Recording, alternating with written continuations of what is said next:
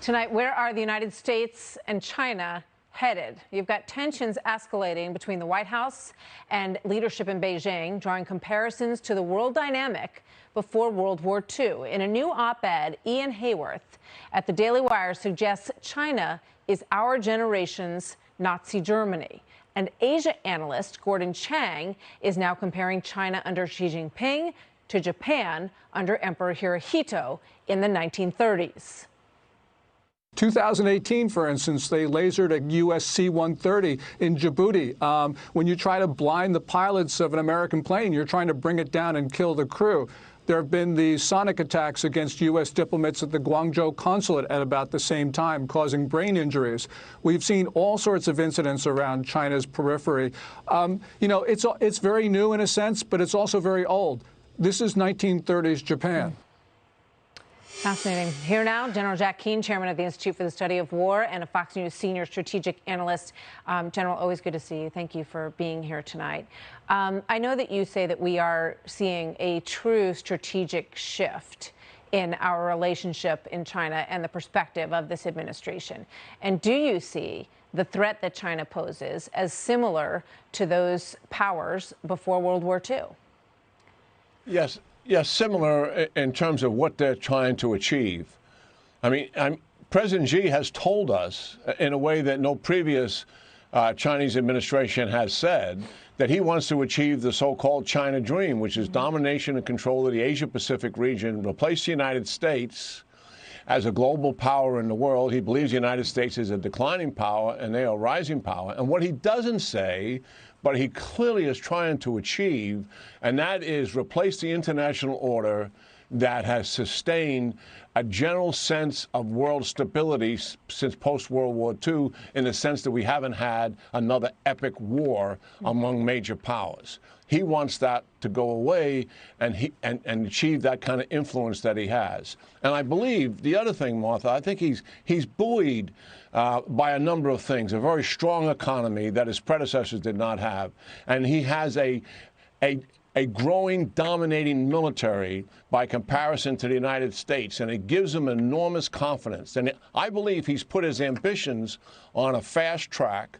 I think he's got the hardliners in his country behind him. The moderates and others, I think, have serious reservations about what he's doing.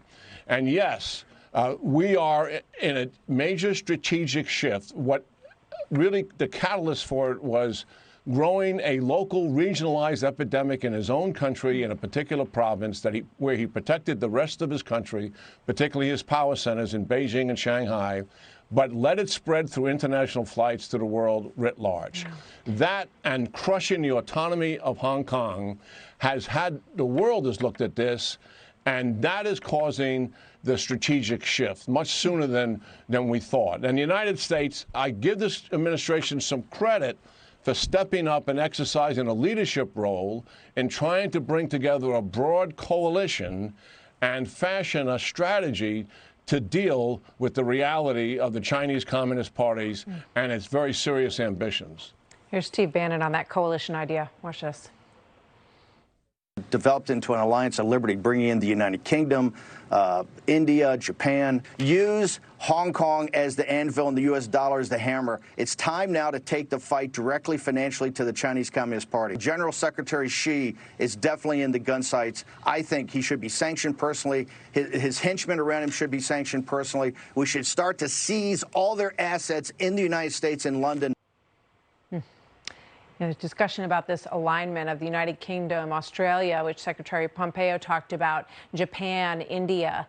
And then on the other side, of course, you have China, Iran, Russia, with aligned interests there as well, which I think, does remind a lot of people of the kind of alignments that we saw in World War II. Yeah, certainly. I mean, these are very strong democracies that are being threatened, because if Xi is able to achieve what he's talking about, that challenges the sovereignty of all of our democratic states.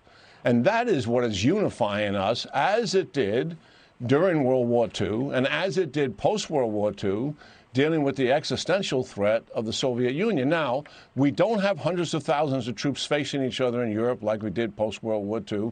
We don't have thousands of missiles facing each other as we did then, with large air forces also in place ready to go. But make no mistake here. The ambitions that President Xi has are every bit as serious as what the Soviet Union had and the Nazis in imperialistic Japan. Yeah. And the way we deal with this, we don't have to lose control. We don't have to lose our sense of rationality here. We don't have to overreact, but we do have to act. And we have to act sensibly with good, sound judgment and do it in concert with our allies. The world has been here before dealing with thugs like this, and we can deal with them. And putting together a plan to do it in terms of a strategy and also a coalition, I think, is the right answer. And it should transcend administrations, because this is going to take some time. Well, that's going to be a big question in terms of this election and how a continuing President Trump or a new president in the former Vice President Biden would face this threat, which I think the history books will trace back to the COVID pandemic and how it altered the dynamic in many ways in the world, because it put the trade deal on the back burner and changed things overall in terms of the strategy. General Jack Keane, thank you, sir. Always good to see you. Good talking to you. Have a good night. You too.